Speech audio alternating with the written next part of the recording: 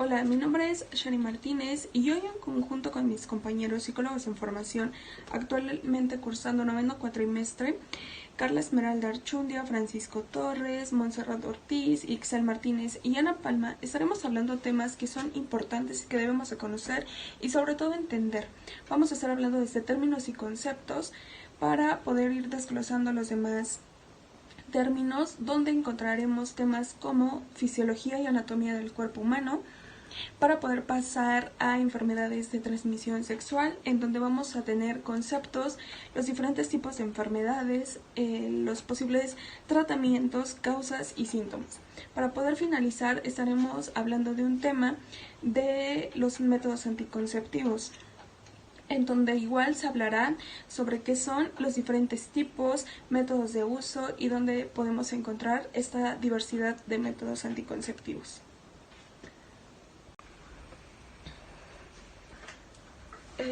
Inicialmente hablaremos de términos como la fisiología y anatomía del cuerpo humano, para posteriormente seguir a los demás temas. Primero vamos a iniciar entendiendo el concepto de fisiología. La fisiología está encargada de explicar la relación que existe entre la función del cuerpo que le da vida al ser vivo. Estas funciones van desde fisiología renal hasta la neurofisiología, en donde estaremos encontrando sistema respiratorio, sistema endocrino, sistema circulatorio y algunos procesos relacionados con el cuerpo. Un tema que ha sido lleno de tabú es cómo explicarle a mi niño el conocimiento y reconocimiento del cuerpo humano. Es importante entender que el niño va a tener un crecimiento que va a ir aumentando su masa corporal, en donde vamos a encontrar tres procesos, desde un aumento de las células, un aumento de tamaño y el enriquecimiento del contenido del espacio extracelular. El crecimiento va a ser un proceso que va a estar continuo, es decir, que va a ir cambiando etapa con etapa, desde la fecundación hasta la adolescencia. Es también sumamente importante entender que todos los niños son cuerpos distintos y todos van a tener un crecimiento diferente, pero el ritmo de la velocidad varía. Deben de establecerse diferentes periodos de crecimiento. El conocimiento de los niños que tienen hacia su propio cuerpo es sumamente importante. Los padres son los encargados de instruir a ellos para poder lograrlo. Pueden usar herramientas como juguetes, canciones, que sean incentivas a los niños a ser conscientes de su corporalidad y de dónde tenemos el derecho a hablar, dónde sí me puedes tocar, dónde sí me puedes besar, y sobre todo no poner sobrenombres a los cuerpos, no poner sobrenombres a las partes, que es algo muy común, que a las partes del cuerpo no se les da el nombre que debe ser. También hay ciertas inquietudes entre los niños y los procesos, es decir, cada niño va a tener una inquietud diferente a otro y a otro proceso de aprendizaje.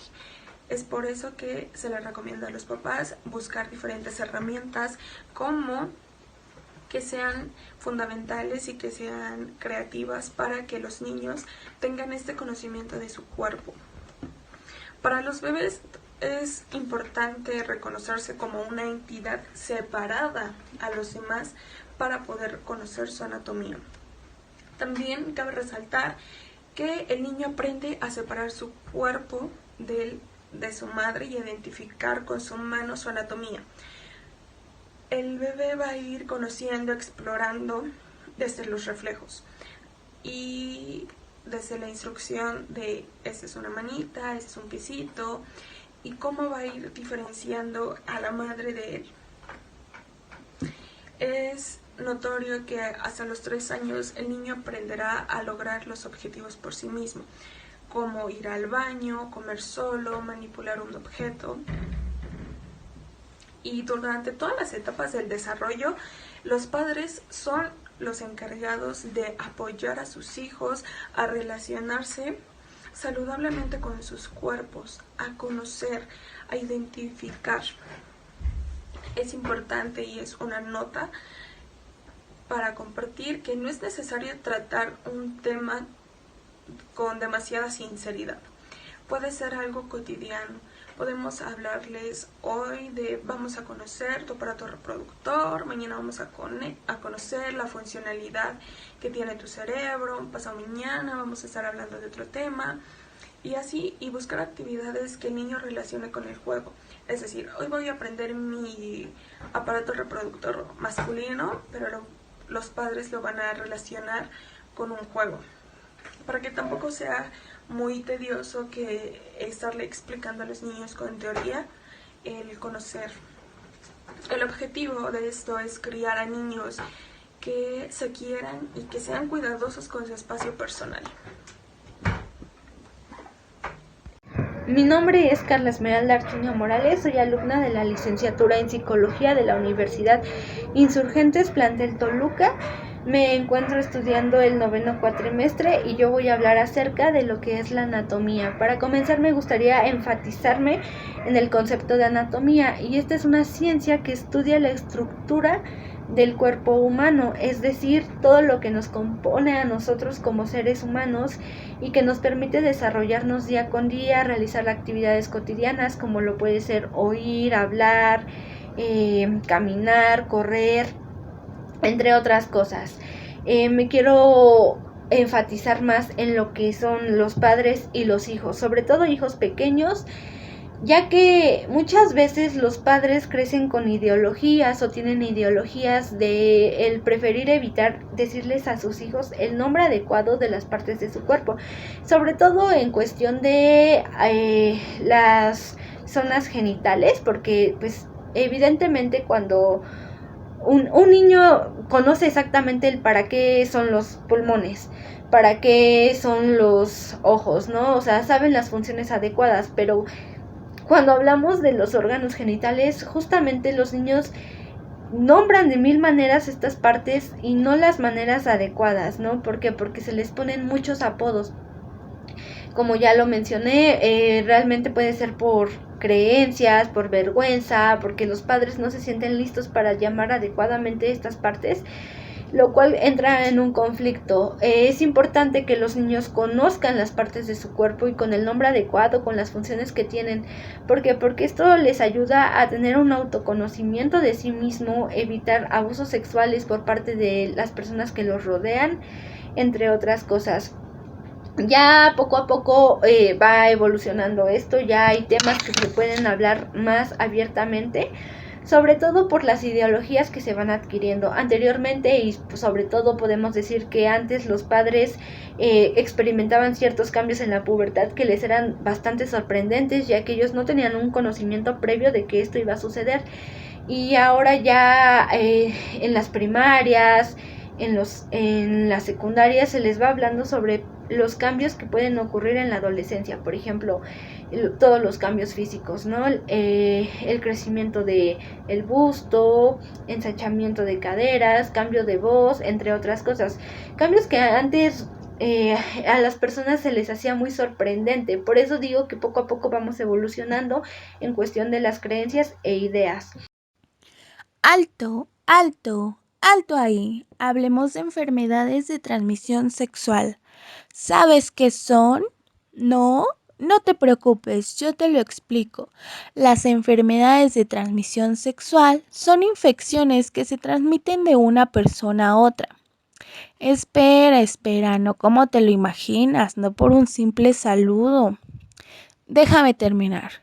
Se transmiten de una persona a otra a través del contacto sexual. Pueden ser vaginal, oral o anal. Impresionante, ¿no lo crees? Aún más impresionante es el registro de 13,904 casos en el país en el 2022, de acuerdo a mexicosocial.org. Por otro lado, datos del Instituto Mexicano del Seguro Social, IMSS, nos dicen que en el mismo año en México 30% de las personas de entre 18 y 30 años de edad han padecido o tienen enfermedades de transmisión sexual. Es una cifra muy grande por la cual debemos de estar preocupados, ya que las enfermedades de transmisión sexual, aunque tienen una amplia difusión, pues aún siguen afectando la vida y la vivencia de cada una de las personas que se encuentran en este rango de edad.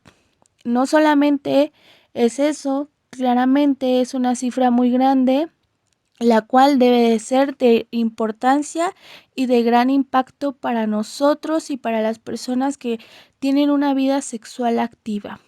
Por ello, la importancia de conocer más sobre el tema. Te sugiero que si tienes una vida sexual activa, acudas constantemente al médico o a tu médico que sea de confianza. Uno nunca sabe, más vale prevenir. ¿Recuerdas la frase chécate, mídete, muévete? Tú aplícala a tu vida sexual.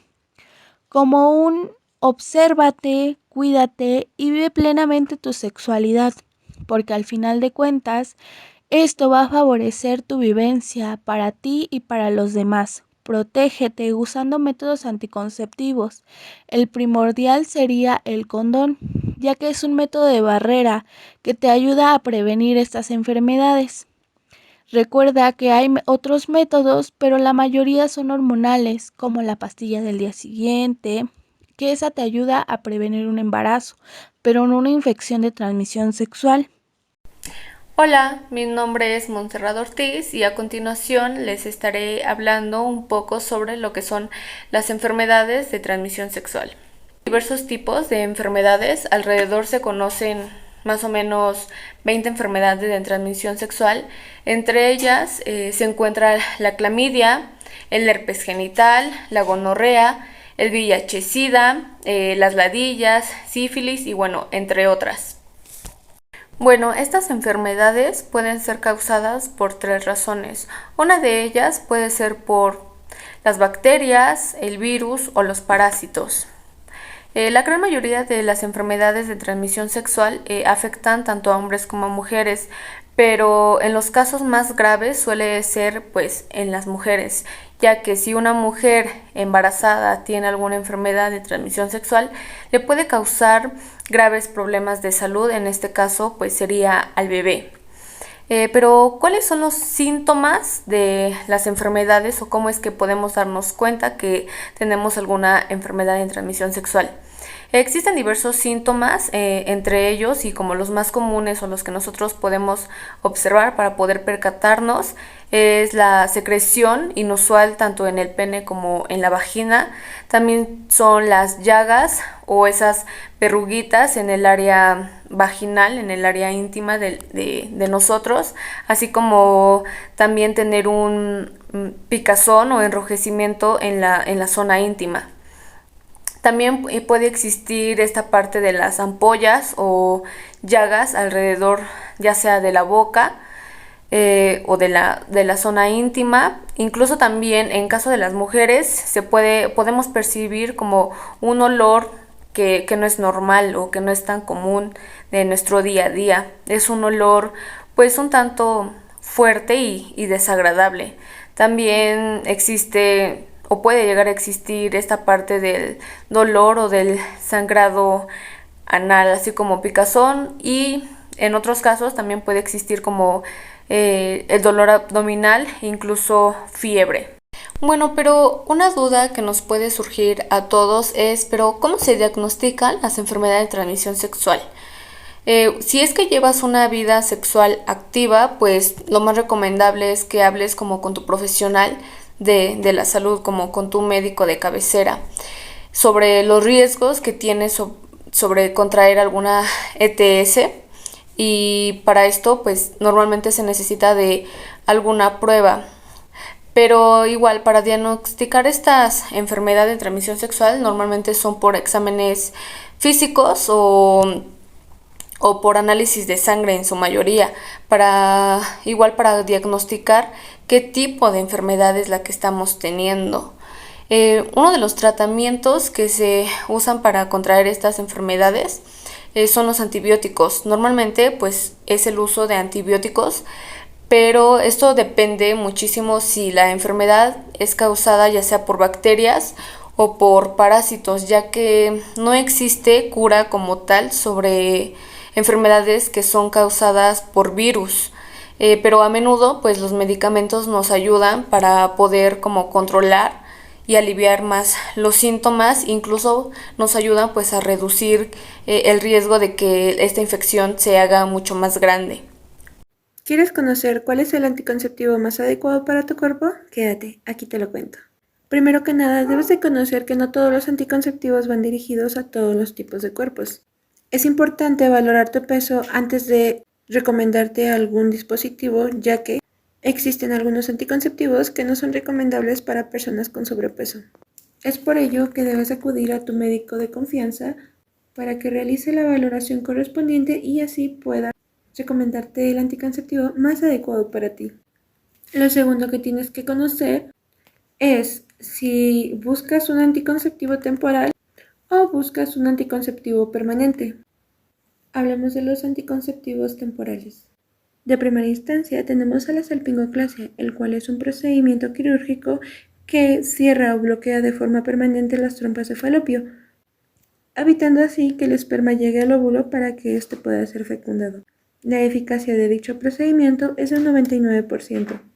Continuamos con el DIU y el SIU, los cuales son dispositivos intrauterinos. Sin embargo, el DIU está hecho a base de cobre y el SIU es un dispositivo hecho a base de plástico. A comparación del SIU, el DIU cuenta con una vida útil de 10 años aproximadamente, además de que este no contiene ningún tipo de hormonas que pueda llegar a afectar el estado de la mujer. No obstante, el SIU es un dispositivo hecho de plástico que contiene hormonas parecidas a las que contienen las inyecciones o pastillas anticonceptivas. No obstante, también tenemos al SIU, el cual es un dispositivo muy similar al DIU. Sin embargo, la diferencia es que este libera una sustancia llamada levonorgestrel, el cual se hace de forma constante y en pequeñas cantidades. Dicho dispositivo tiene una vida útil de aproximadamente 5 años. Seguimos con los implantes subdérmicos, los cuales son varillas flexibles que contienen una hormona derivada de la progesterona, la cual evita la ovulación y hace más espeso el moco del cuello del útero, impidiendo así el paso de los espermatozoides hacia el útero. Este anticonceptivo tiene una vida útil aproximadamente de 3 a 5 años. Dentro de los llamados anticonceptivos temporales tenemos a los condones femeninos, los cuales también son clasificados como métodos de barrera. Dicho método brinda protección contra el embarazo, además de que impide. Las inyecciones anticonceptivas contienen una hormona parecida a las que producen las mujeres. Esto impide la ovulación y además hace que el moco que se produce en el cuello de la matriz se haga más espeso, impidiendo el paso de los espermatozoides. Dichas inyecciones pueden ser puestas cada mes o cada 3 meses dependiendo de la recomendación de tu doctor. Los parches anticonceptivos están hechos a base de un plástico delgado, cuadrado, el cual es pegado a la piel y este libera hormonas que inhiben la ovulación y, al igual que los demás, también espesa el moco del cuello de la matriz. También contamos con las pastillas anticonceptivas, las cuales son métodos hormonales que se introducen vía oral. Para el comienzo de estas debe de ser tomada una por 21 días a la misma hora. Posterior a ello, durante una semana, lo que equivale a 7 días, la pastilla no debe de ser consumida. Al 8º día, el proceso debe de ser retomado y no se debe dejar en adelante de tomar la pastilla más de 7 días. Por último, dentro de los métodos anticonceptivos de emergencia tenemos a la pastilla del día siguiente o conocida clínicamente como anticoncepción hormonal postcoito. Dicha pastilla debe de ser tomada de emergencia en los 3 días siguientes dada la relación sexual. Hablemos de los métodos anticonceptivos para los hombres. En primera instancia tenemos la vasectomía, el cual es una cirugía ambulatoria que corta los conductos deferentes, los cuales son los que llevan los espermatozoides desde los testículos hasta la uretra. Los hombres también cuentan con una pastilla anticonceptiva, la cual es nombrada DMAU, el cual es una píldora constituida por hormonas femeninas que actúa disminuyendo las cantidades de testosterona. También se cuenta con el anticonceptivo en gel llamado Basegel, el cual es una opción hormonal que se aplica en la zona genital, específicamente en los conductos deferentes, que son los canales que conducen a los espermatozoides hacia los testículos y también hacia el pene, bloqueando así el paso de los espermatozoides, y dicho procedimiento dura aproximadamente 15 minutos. Se realiza con anestesia local y su efecto puede ser revertible. Por último, pero no menos importante, también contamos con el preservativo masculino, el cual también es llamado condón, método anticonceptivo más utilizado entre los hombres. Pues, al igual que el condón femenino, además de proteger de los embarazos no deseados, también te protege de las infecciones de transmisión sexual. Todos y cada uno de estos métodos, como se menciona en un inicio, deben de ser valorados para verificar cuál es el mejor para ti. Vamos a hablar también sobre las curiosidades o mitos que rodean en torno a lo que vienen siendo los métodos anticonceptivos y la realidad detrás de estos mitos. Vamos a comenzar con el mito de que las píldoras anticonceptivas causan un aumento de peso. Tenemos que la realidad, los investigadores no han encontrado evidencia de que las píldoras anticonceptivas provoquen un aumento de peso. Si bien esto en cierta forma en la actualidad se piensa, no siempre fue así. Cuando las píldoras anticonceptivas aparecieron por primera vez en la década de los 70 más o menos, tenían niveles más altos de estrógenos, lo que en sí puede provocar un aumento de peso. Pero las píldoras anticonceptivas actuales tienen muchísima menos hormonas, por lo que hay pocas probabilidades de aumentar el peso. Tomar ese tipo de píldoras o de cualquier otro tipo de este tipo de anticonceptivos que se ingieren hormonales pueden causar una retención de líquidos antes del periodo. Esto sí puede ocasionar que aumente un par de libras o kilos, pero el efecto va a desaparecer cuando se termine el periodo, ya que esto es un efecto transitorio. Aunque a veces es poco común que algunas personas puedan aumentar de peso con la píldora, si eso sucede, hay que hablar con el proveedor y advertir a la farmacia donde se compró la píldora, ya que esto puede ser un efecto secundario no deseado y ayudarla a encontrar un método anticonceptivo diferente y que se adapte mejor a la persona. Tenemos otro mito, que es que los anticonceptivos harán que resulte más difícil embarazarse en un futuro. La realidad detrás de este mito es que los anticonceptivos no afectan la fertilidad ni tienen efectos a largo plazo en la capacidad para tener bebés cuando se les deja de tomar. Una vez que deje de usar el anticonceptivo, puede que sea el DIU, el implante, la píldora, el parche o el anillo, de regular este periodo ya sea a partir de cierto tiempo o inmediatamente después del uso de estos métodos. Y el único método que tarda un poco más en prevenir el embarazo es la inyección. Esta puede tardar alrededor de 10 meses en lo que sale del organismo. De hecho, es probable que las infecciones de transmisión sexual o ETS afecten más la fertilidad que en sí los anticonceptivos.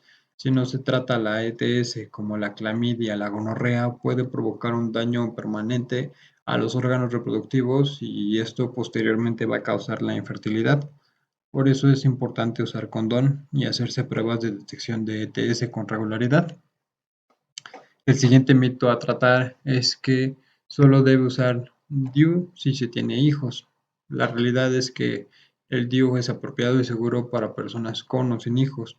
De no tener hijos no tiene ninguna relación con el DIU. Este mito es muy común porque antes era algo cierto.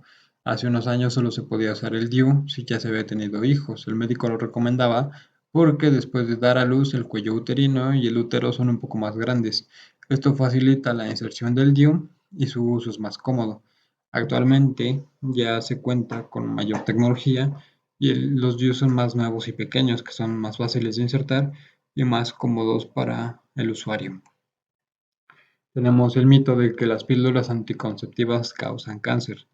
La realidad es que las píldoras anticonceptivas no causan cáncer, de hecho pueden reducir el riesgo de sufrir ciertos tipos de cáncer. Según la Sociedad Americana contra el Cáncer, los estudios han encontrado que las píldoras anticonceptivas pueden reducir el riesgo de contraer cáncer de ovario o de endometrio, y mientras más tiempo se tome, menor va a ser el riesgo. También hay nuevas investigaciones que sugieren que las píldoras anticonceptivas pueden reducir el riesgo de desarrollar cáncer de colon mientras se toman.